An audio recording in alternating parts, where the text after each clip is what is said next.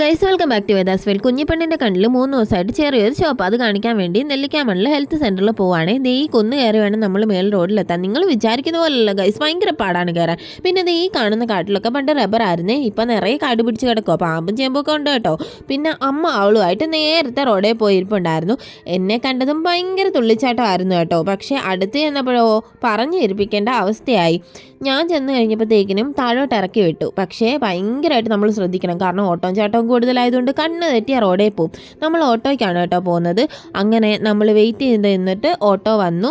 പക്ഷേ ഞങ്ങളെക്കാട്ടിലും മുന്നിൽ അവൾക്കായിരുന്നു വണ്ടിയിൽ കയറാൻ ഇൻട്രസ്റ്റ്. കാരണം എവിടെയെങ്കിലും പോകുക, വണ്ടിയിൽ പോകാമെന്നൊക്കെ പറഞ്ഞു കഴിഞ്ഞാൽ പാവം കുഞ്ഞായിട്ട് നിന്നോളൂ. അങ്ങനെ വണ്ടിയിലൊക്കെ കയറി ഇതേ ചിരിച്ചൊക്കെ കാണിക്കുന്നുണ്ട്. കുറേ നേരം കഴിഞ്ഞപ്പോൾ അമ്മയുടെ മടി കയറി നല്ല കൊച്ചായിട്ട് പുറത്തെ കാഴ്ചകളൊക്കെ കണ്ടിരുന്നു.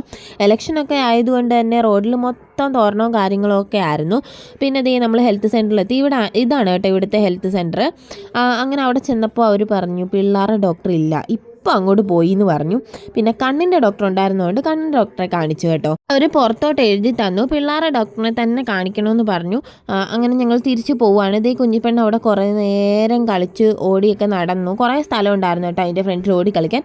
അങ്ങനെ ഇന്ന് ഇത്രയേ ഉള്ളൂ ഗൈസ്, ബൈ.